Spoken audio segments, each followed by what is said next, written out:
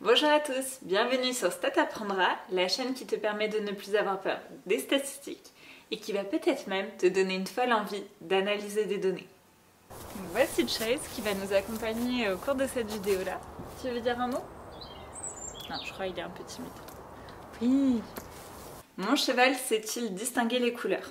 Pour cela, on va faire une expérience. Ce que je vais faire, c'est que je vais lui donner deux plots, un jaune, un bleu. Et l'idée, c'est que je vais le récompenser avec une carotte à chaque fois qu'il touche le plot bleu. Ça y est, son entraînement est terminé. On va évaluer aujourd'hui son taux de bonne réponse. Petit aparté, il s'agit ici d'un exemple pédagogique pour ensuite parler de statistiques. Au niveau du design expérimental, j'aurais dû être beaucoup plus rigoureuse.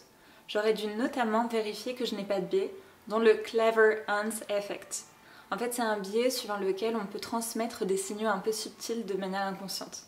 Si ça vous intéresse, je vous donne plus d'informations en barre d'infos. Allez, c'est jour de test, comptez avec moi son nombre de bonnes réponses. Touche bleu.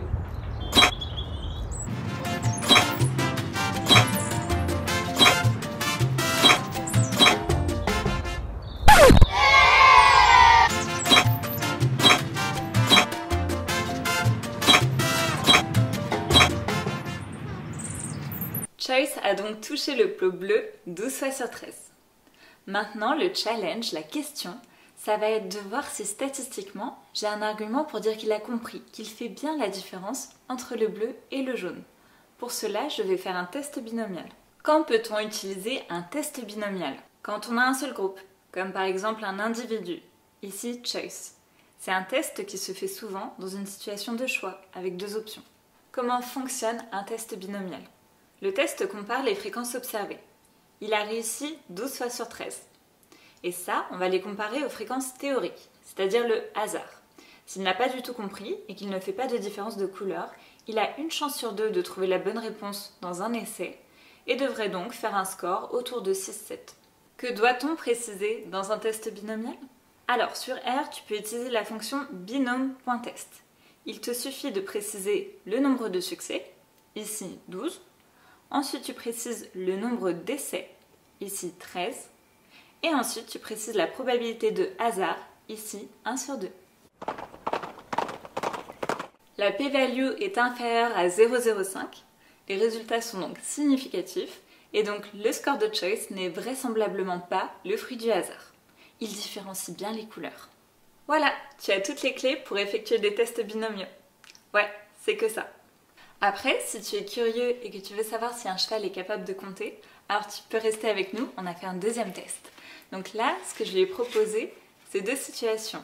Une situation où il y a deux objets, une situation où il y a un objet. Je l'ai entraîné à toucher du côté où il y a le plus d'objets, à savoir ici 2. Voici son jour de test. Touche maximum.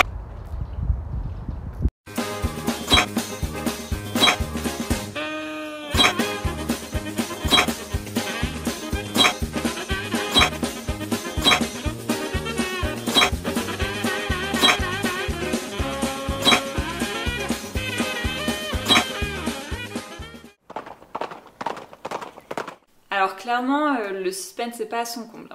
La p-value inférieure à 0,05 nous indique qu'il fait bien la différence entre 2 versus 1.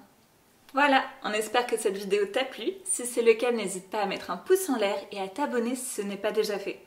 À bientôt! Le mot de la fin, Chase? T'as tout compris au test binomial? Je crois qu'ils s'en foutent. Tu t'en fous? Ou t'as compris? Oui, il a compris.